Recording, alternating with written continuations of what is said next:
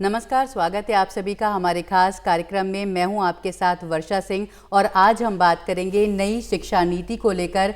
शिक्षा नीति में 34 सालों के बाद बदलाव किए गए हैं, काफ़ी कुछ चीज़ें बदली गई हैं। प्राइमरी शिक्षा जो शुरुआती शिक्षा होती है उसे मातृभाषा में पढ़ाने के लिए एक नया प्रस्ताव रखा गया है। इसके साथ ही उच्च शिक्षा में भी बहुत सारे बदलाव हैं। कुल मिलाकर हमारी शिक्षा व्यवस्था को एक रटंत विद्या जिसे हम कहते थे उससे आगे बढ़कर स्किल आधारित शिक्षा की ओर जाने का लक्ष्य रखा गया है। तो शिक्षा नीति को लेकर किस तरह से जो इसके विभिन्न आयाम हैं, आज हम इस पर बातचीत करेंगे। हमारे साथ स्टूडियो में मौजूद हैं डॉक्टर सुशील कुमार सिंह। आप शिक्षाविद हैं, आपका बहुत बहुत स्वागत है हमारे कार्यक्रम में।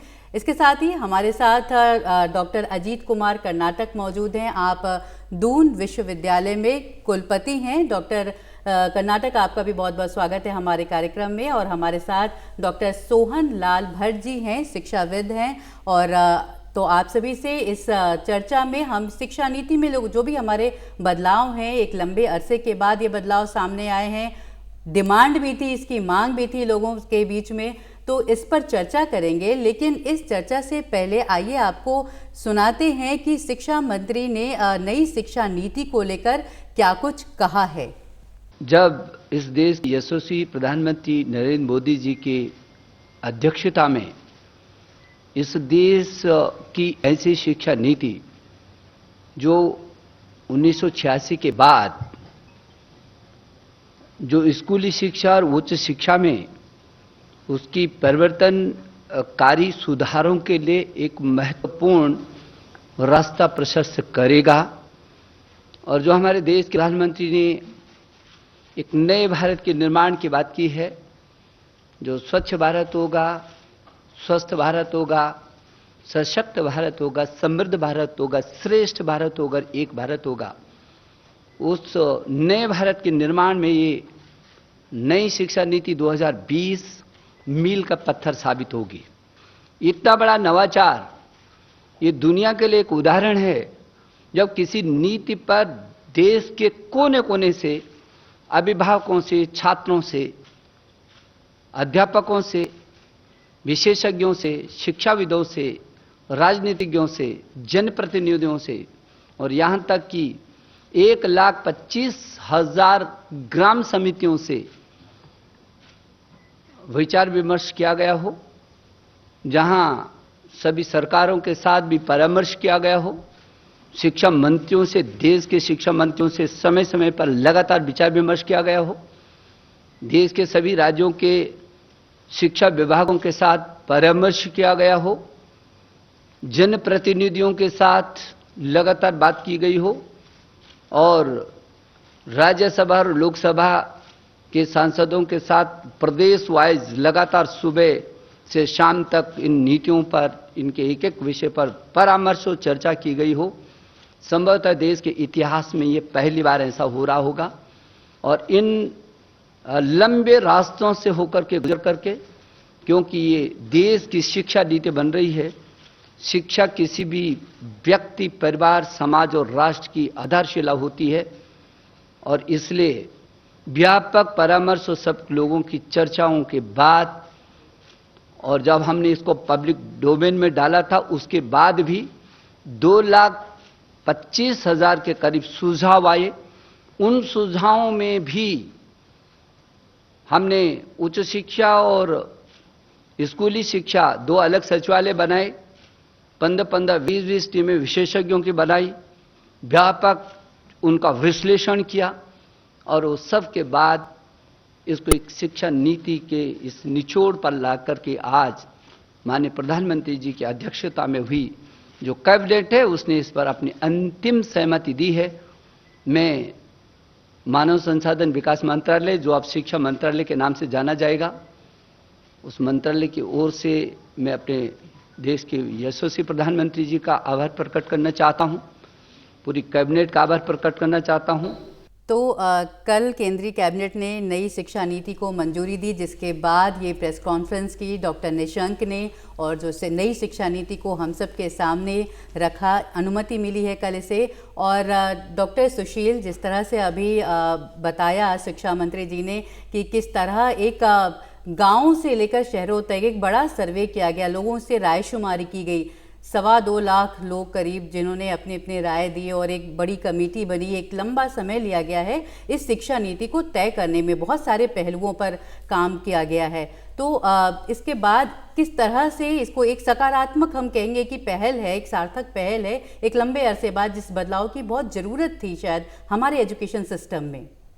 देखिए, बड़ा महत्वपूर्ण पक्ष है ये कि एक तो हम लोग शिक्षाविद हैं और शिक्षा के क्षेत्र में जितना वक्त हम लोगों ने दिया, जो कमियां को समझते रहे कि पिछले कई वर्षों से, उसके लिहाज से जब इसका पूरी पड़ताल हम लोगों के सामने भी आई तो कई बातें मन में आए। पहली बात तो ये है कि 3 दशक पुरानी शिक्षा प्रणाली, देर हुई लेकिन बहुत दुरुस्त तरीके से आए, और जिस तरीके का इसका 4 साल से करीब इसमें कोशिश चल रही थी उसका ये नतीजा है। बीच में क्या हुआ, लेकिन 4 साल में जो ये परिणाम आया उससे ये पता चलता है।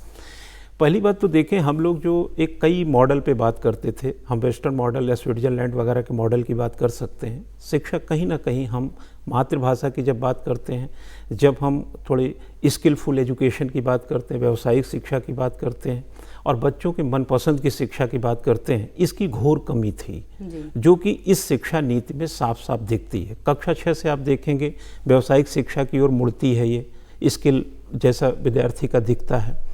ऊपर से देखें, आंगनबाड़ी की जो प्रासंगिकता थी वो कहीं ना कहीं एजुकेशन में तो थी, पहले भी थी, बट अब जो नर्सरी एक प्रकार से हमारा प्रेडेटरी टाइप का, जैसे कह सकते प्राथमिक टाइप की जो शिक्षा व्यवस्था थी, आंगनबाड़ी की भूमिका को न केवल बढ़ाया गया बल्कि उनको लालन पालन पोषण शिक्षा, कम से कम 3 साल की एजुकेशन और 3 साल से 6 साल के बच्चों के बीच इतनी लाइबल। मैं मैडम एक लाइन बोल देता हूँ, जब हम लोग बात करते थे कि ऑस्ट्रेलिया में एजुकेशन सिस्टम जब सुधारा जाता है तो आईआईटी या पीएमटी के एंट्रेंस नहीं बदले जाते बल्कि प्राइमरी एजुकेशन, फिर हाई स्कूल, फिर इंटर, फिर आगे बदलते थे। ये पहली मैं देख रहा हूँ कि जो मैं जितना मैं समझ पाया, ऐसी एजुकेशन सिस्टम है जिसमें बदलाव हर जगह आया है और उस बदलाव का एक सिस्टमेटिक अप्रोच है। ऐसा नहीं है कि कल ही ग्रेजुएशन में कोई चेंज होने जा रहा है, पहले चेंज ग्रॉस रूट लेवल पे ही होगा और ग्रॉस रूट लेवल पे चेंज होते होते हो सकता है हम लोग कहीं कहीं देख रहे हैं कि 2035 तक भी ये चीजें कहीं कहीं जाएंगी, बदलाव ग्रॉसली जाएगा। 15 साल की एजुकेशन, आप इसको ग्रेजुएट तक देखिए कि अगर कोई पढ़ेगा तो कम से कम 5+3+3+4, ये तो 12th हुआ। फिर उसके बाद अगर 5 साल इसमें और जोड़ते हैं कि 4 साल रिसर्च में जाएगा तो 4 साल, 3 साल अगर करता है तो लंबा समय था पहले, जैसे कम किया गया है। थोड़ा मैं समझता हूँ टाइम को लेकर के मुझे चिंता नहीं है। टाइम तो ऑलरेडी एजुकेशन है, थोड़ी बिल्ट होने में टाइम लगता है। एजुकेशन का ये मतलब नहीं हुआ कि हम उठे और एक्सेप्ट कर लिए, ग्रैप्स कर लिए, इसको थोड़ा टाइम देना, वो तो ठीक है।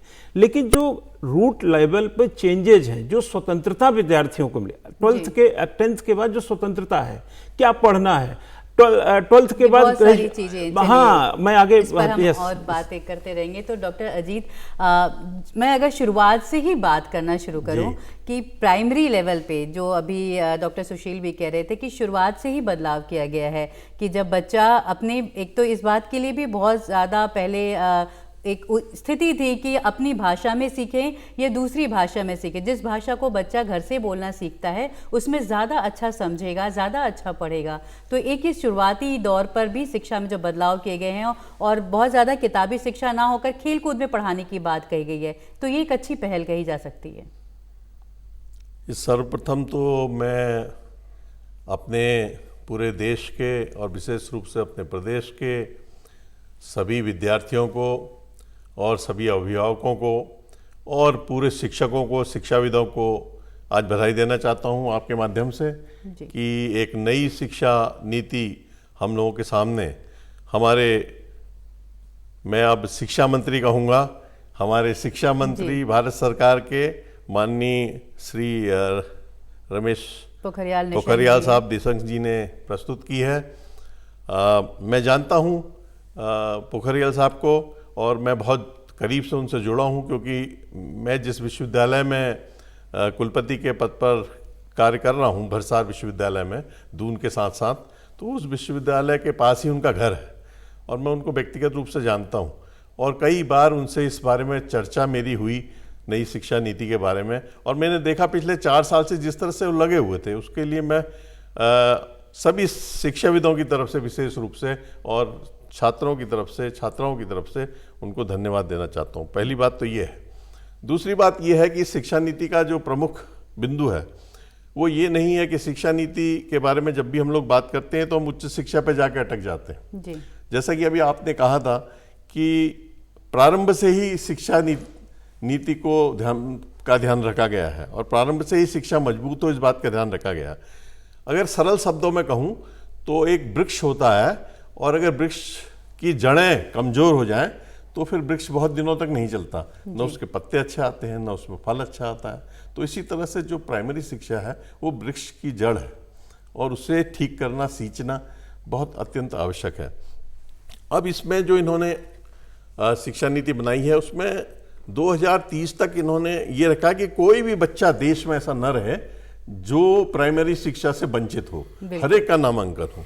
दूसरी बात इन्होंने ये रखा है कि 5वीं तक की जो कक्षा है उसमें मातृभाषा में भी पढ़ाई उसे कराई जाए। और मेरा मानना है कि मातृभाषा के साथ साथ हमारी जो राष्ट्रीय भाषा है हिंदी, उसमें भी पढ़ाई होगी और अन्य भाषाओं में भी बाद में जाकर के उसको पढ़ाई करवाई जाएगी। भाषा फॉर्मूला है जिसको वो एक्सेप्ट करें। अगर आप कभी रूस गई हों, कभी जापान गई हों, कभी जर्मनी गई हों तो आप देखेंगे कि वहाँ के वैज्ञानिक और वहाँ वो लोग सब लोग अपना शोध कार्य भी अपनी मातृभाषा में ही करते हैं जी। वो अंग्रेजी या किसी अन्य भाषा पर नहीं करते हैं। यद्यपि अंग्रेजी एक अंतर्राष्ट्रीय भाषा है, उसका भी ज्ञान होना अत्यंत आवश्यक है। और अगर किसी व्यक्ति को कई भाषाओं का ज्ञान हो, जैसे कि निशंक जी को है, कई भाषाओं का ज्ञान है और संस्कृत के वो महापंडित हैं, तो अगर ऐसे कई भाषाओं का ज्ञान अच्छा है, लेकिन हम जो सीखना है जिस माध्यम में हम ज्यादा अच्छी तरह से अपने विषय को समझ सके और उसमें जाएं। एक प्रारंभ में जब बच्चा छोटा होता है तो उसकी वर्ड पावर जो है उतनी मजबूत नहीं होती, वो उसकी वर्ड पावर मातृभाषा में ही मजबूत होती है। और कोई भी भाषा को बोलने के लिए, डायलेक्ट के लिए शब्दों का ज्ञान बहुत अत्यंत आवश्यक है। वो उसमें अपने आप को तो ज्यादा एक्सप्रेस कर पाएंगे, अभिव्यक्ति ज्यादा होगी। और डॉक्टर सोहन, मैं आपसे जानना चाहूंगी कि अभी तक जो प्राइमरी शिक्षा से ऊपर चले जब हम, तो माँ बाप जो है बच्चों पर एक जो 9-10 बोर्ड का एग्ज़ाम, बहुत ज़्यादा प्रेशर था बच्चों पर, फिजिक्स, केमिस्ट्री, मैथ्स के लिए मुझे लगता है 2-3-4 साल बच्चों के बहुत दबाव में गुजरते थे, उनके माँ बाप के भी बहुत ज़्यादा दबाव में गुजरते थे। तो अब ये जो शिक्षा नीति है वो शायद उस दबाव को कम कर सकेगी। अब बच्चा गणित के साथ अगर उसको फैशन डिजाइनिंग में इंटरेस्ट है तो वो भी ले सकता है, उसको अपने विषय चुनने का एक ज़्यादा मतलब ऑप्शन मिल गए हैं। तो ये उस दबाव को, जो बच्चों पर शिक्षा का दबाव एक बन गया था, उसे कम करने में भी मदद मिलेगी। बिल्कुल सही कहा आपने। सबसे पहले तो मैं ये कहूँगा कि पहले हम जो शिक्षा की व्यवस्था थी, उसका स्तर था, वो हम सिर्फ किताबी ज्ञान और उस स्टैंडर्ड को पास करने तक था, लेकिन उसको कौशल विकास से जोड़ने की जो नीति अपनाई गई सरकार के द्वारा, ये पिछले 2-4 सालों से चल रही थी, लेकिन इसको नई शिक्षा नीति में स्थान दिया गया है। जैसे कि आपने अभी बताया कि अगर कोई विद्यार्थी या बच्ची होम साइंस पढ़ रही है तो ड्राइंग का भी देख सकती है, इसके अलावा फैशन डिजाइनिंग का भी देख सकती है। तो इंटरमीडिएट जो हमारी बीच स्कूलिंग है, उसमें बच्चे का जो समग्र विकास होता है, उस विकास के माध्यम से वो अपनी भविष्य की योजनाओं को, किस क्षेत्र में वो जाना चाहता है, उसको चुन सकता है। और उसको एक अपॉर्चुनिटी दी गई है इस शिक्षा नीति में कि वो अपने लिए कौन सा रास्ता चुनता है। बच्चे में इससे स्ट्रेस नहीं होगा, दबाव नहीं होगा, और वो अपने आगे भविष्य के लिए ये सोच सकता है कि मुझे इंजीनियरिंग में जाना है, कला के क्षेत्र में जाना है। मतलब उसके दो अलग अलग चॉइसेस हो सकते हैं, जरूरी नहीं है कि उसने फिजिक्स और मैथ्स में उसका इंटरेस्ट है तो केमिस्ट्री उसे पढ़नी ही पड़े। माँ बाप का भी एटीट्यूड इसमें बदलना चाहिए कि नहीं भाई तुम्हें साइंस पढ़नी है तो साइंस ही पढ़नी है, नहीं है कला के क्षेत्र में है, संगीत में है, विज्ञान में है, क्राफ्ट में है, म्यूजिक में है, किसी भी क्षेत्र में अगर वो जाना चाहे जा सकते हैं। डॉक्टर सुशील, कई बार होता है कि हमने बहुत ग्रेजुएशन कर लिया, एमए कर लिया, और उसके बाद भी हमें नहीं मालूम कि करियर कहाँ पर जाएगा, हमें करना क्या है। अभी तक ऐसी पढ़ाई है, जो प्रणाली है उस तरह की भी रही है। तो यहाँ ये बदलाव किया गया है कि 6ठी के बाद से ही आपको आपके रुझान के सब्जेक्ट में आपको शिक्षा दी जाएगी, व्यावसायिक शिक्षा, जिससे आपका स्किल डेवलपमेंट हो और आप उसमें आगे चलकर करियर भी बना सकें। तो इस पर भी एक अच्छा जोर दिया गया है। देखिए, फोकस बिल्कुल पे। बिल्कुल आपका बहुत सही बोल रहे हैं आप। देखिए, जो इस एजुकेशन सिस्टम में ज़्यादा, जैसे हम कहते हैं ना, गवर्नमेंट का काम है ऐसी पॉलिसी दे जिससे जनता को खुशियाँ मिले।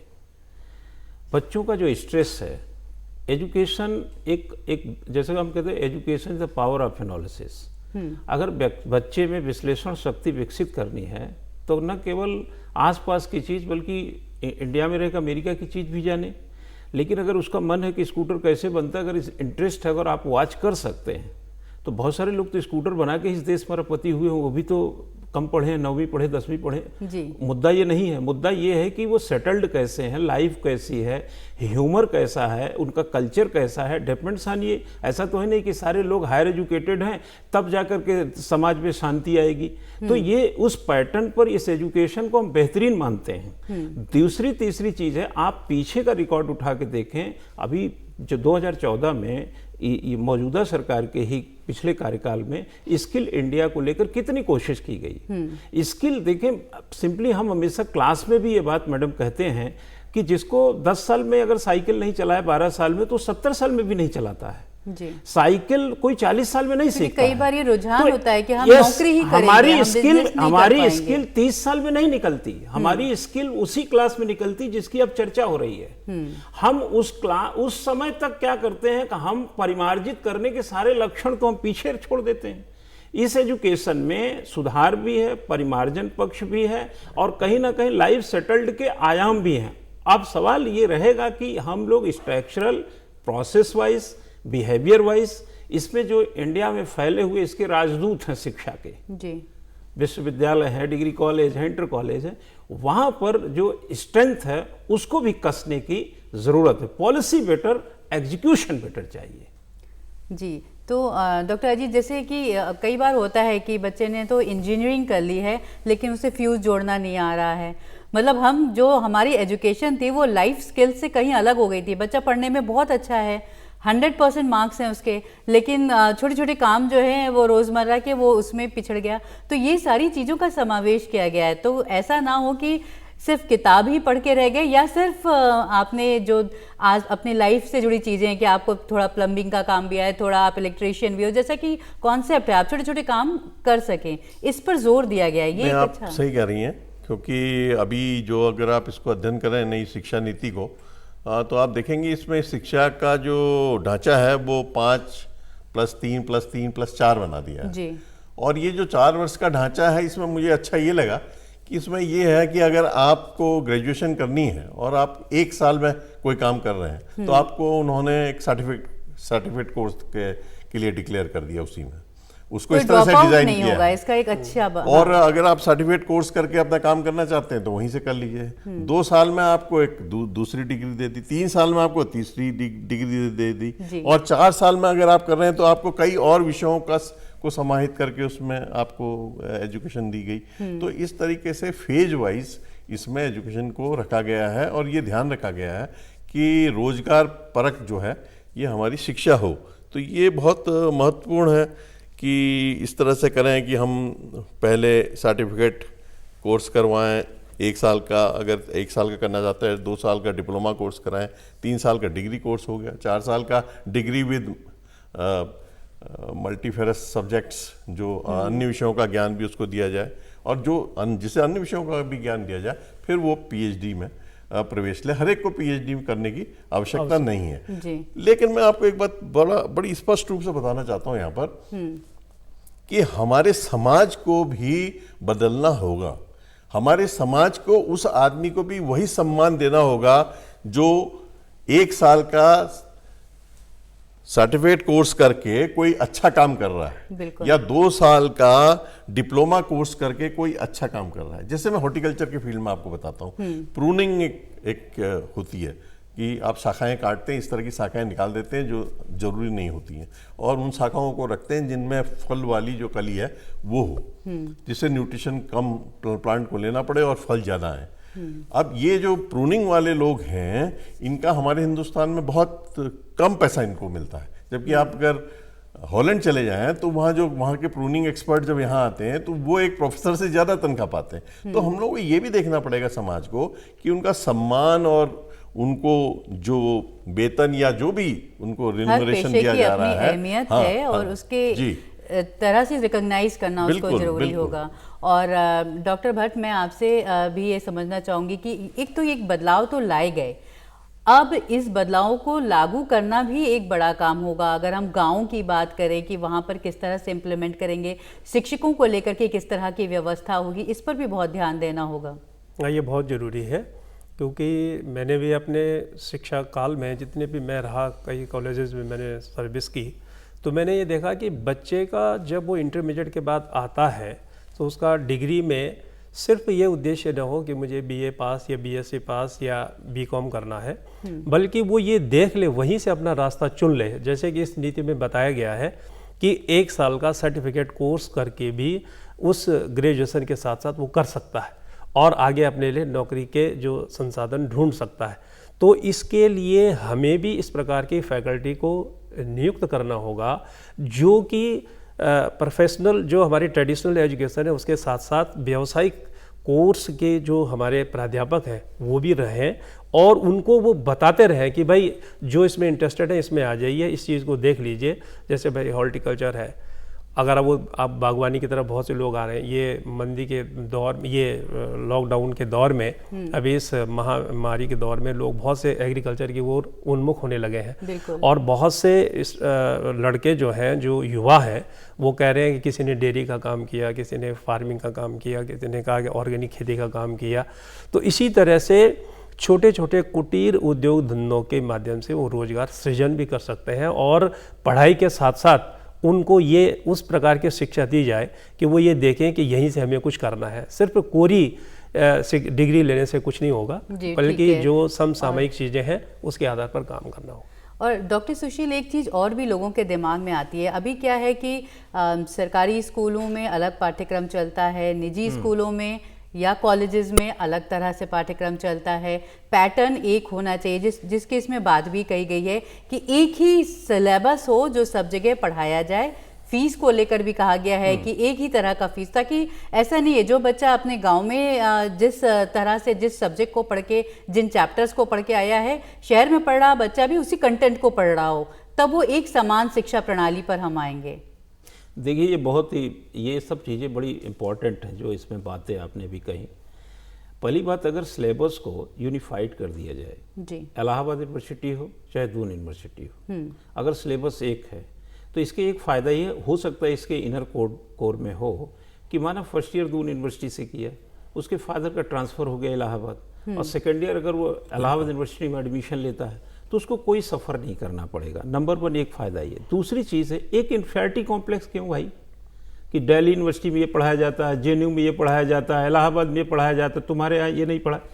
तो एक इन्फेरिटी कॉम्प्लेक्स जो ग्रेजुएशन के भीतर ही, जबकि कोई फ़ायदा नहीं है। एक चीज़ बताएं मैडम, अगर कोई इतिहास पढ़ता है, एंशिएंट इंडिया में इंडियन सिविलाइजेशन ही तो पढ़ता है ना, फिर वैदिक काल ही पढ़ता है, उत्तर वैदिक काल पढ़ता है।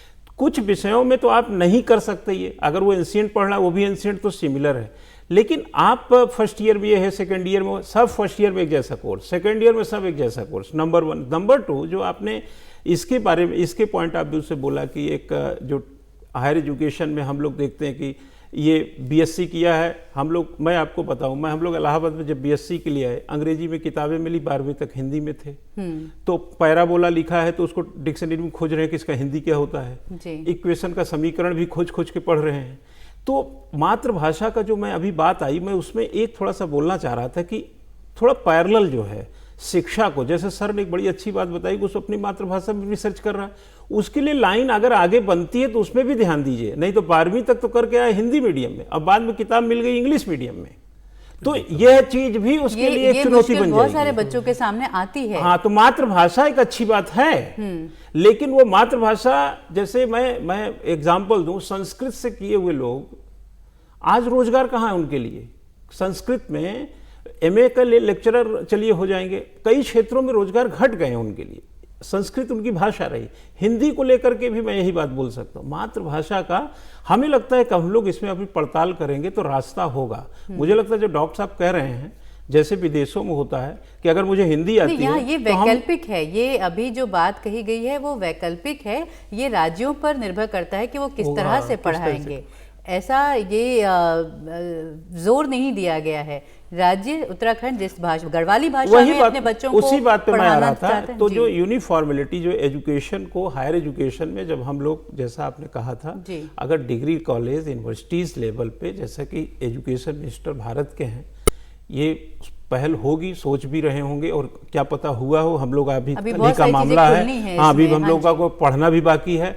ऐसे में अगर ये हुआ है या होने की पूरी संभावना है जैसा हमें दिख रहा है, तो ये बहुत ही बड़ी चीज होने जा रही है हायर एजुकेशन में। मुझे लगता है सर आप सहमत होंगे इन बातों से। बिल्कुल। ये बहुत ज्यादा ठीक रहेगा ये। और डॉक्टर अजीत, एक जो और बात कही गई है कि मेडिकल और लॉ, स्वास्थ्य और कानून को छोड़कर बाकी उच्च शिक्षा में सभी को एक ही रेगुलेटर के तहत लाया गया है, एक ही नियामक होगा, तो इसे किस तरह से देखते हैं आप? जी, मैं इसको बहुत एक सफल कदम मानता हूँ। और चूंकि मेरे पास 2 विश्वविद्यालय हैं इस समय जी, एक तो कृषि और प्रौद्योगिकी का है, साथ में औद्यानिकी है और वानिकी है, और दूसरा दून विश्वविद्यालय जहाँ विभिन्न भाषाएं भी पढ़ाई जाती हैं, मैनेजमेंट भी है। इस तरह से 2 अलग अलग तरह के विश्वविद्यालय हैं और दोनों का सिस्टम अलग है, लेकिन कई चीज़ें कॉमन हैं। विद्यार्थी वही हैं, शिक्षा प्रणाली वही है। तो ये जो यूनिफिकेशन किया गया है, ये बहुत अच्छी बात है। इससे कई समस्याएं जो आ रही थी शासन के स्तर पर और इम्प्लीमेंटेशन के स्तर पर, वो बिल्कुल ख़त्म हो जाएंगी। ज़रूरत यह है कि उनको पूरा स्टडी करके और उनकी जो इसेंस है, जो उसका तत्व है, उसको इसमें समावित किया जाए और समावित करके ही इस कार्य को आगे किया जाए। इस संबंध में मैं आपके माध्यम से ये बात बताना चाहूँगा कि उच्च शिक्षा विभाग जो हमारे उत्तराखंड का है, उन्होंने एक अम्ब्रेला एक्ट सभी विश्वविद्यालयों के लिए जो हमारे प्रदेश में है, उनके लिए एक अम्ब्रेला एक्ट का प्रस्ताव बनाया था, और वो अम्ब्रेला एक्ट कैबिनेट में पास हो चुका है जी। और उस अम्ब्रेला एक्ट में भी यही बातें हैं कि जितने भी विश्वविद्यालय हैं वो एक ही एक्ट से संचालित होंगे। तो वो बहुत एक अच्छी बात है जी। और डॉक्टर भट्ट, एक एग्ज़ाम को लेकर भी बहुत दबाव था बच्चों पे, और कई बार तो आप देखिए 10th और 12th के बाद बच्चों की सुसाइड करने की घटनाएं और इस तरह की चीज़ें इतना ज़्यादा प्रेशर क्रिएट करते थे, तो ये दबाव भी कम हुआ है। तो ये भी एक बहुत अच्छी पहल कही जाएगी कि इस सेमेस्टर सिस्टम में होगा या वैकल्पिक क्वेश्चन होंगे, या कोई 100% वाला भी है, 70% वाला 70% वाले को लगता है, या 80-90% वाले को लगता है कि बहुत कम मार्क्स हो गए, तो ये दबाव कहीं कुछ कम होगा। आपने देखा होगा कि पहले आज से 30 साल पहले, 40 साल पहले हाई स्कूल इंटर वाले विद्यार्थियों में बहुत ज़्यादा दबाव होता था कि भाई पास भी हो जाए तो गनीमत है, 50% भी आ जाए तो बहुत अच्छी बात है। उसके बाद फिर परसेंटेज आजकल आप देख रहे हैं कितना आ रहा है जी। लेकिन उसके साथ ही साथ ये भी है कि विकल्प दिए गए हैं। अगर किसी के जो 6 सब्जेक्ट में अगर उसके बेस्ट ऑफ 3 है, उसमें भी उसका एग्रीगेट है, उसकी डिवीज़न बनती है। इसके अलावा पेपर उसके चॉइस है, उसके लिए अगर कोई छूट जाता है तो उसको देने की व्यवस्था है। इसके अलावा असाइनमेंट्स है। दुनिया भर के ऐसे काम हो गए हैं जिसमें बच्चे पे बोझ तो है, लेकिन वो अगर चाहे तो उस बोझ को वो कम कर सकता है। और टीचर को ये बताया गया है कि आप इस तरह से बताएं कि बच्चे को ये बोझ ना लगे कि भाई ये चीज़ करनी है, कोई बात नहीं, आप इस सब्जेक्ट को पढ़ लीजिए, इसमें ये कर लीजिए। एग्ज़ाम में भी भाई असाइनमेंट है, उनके होमवर्क है, उनका इंटरव्यूज है, कई तरह की चीज़ें हैं। एग्जाम का दबाव कम किया गया करने का प्रयास इस शिक्षा नीति में किया गया है। आप लोग हमारे स्टूडियो में आए, आप सभी का बहुत बहुत शुक्रिया। तो एक नई शिक्षा नीति के साथ हम एक नए भविष्य की ओर कदम बढ़ा रहे हैं। बच्चे कुछ नया सीखेंगे, दबाव कम होगा और सीखने और करने की गुंजाइश ज़्यादा होगी। तो आज के हमारे इस कार्यक्रम में इतना ही। नमस्कार।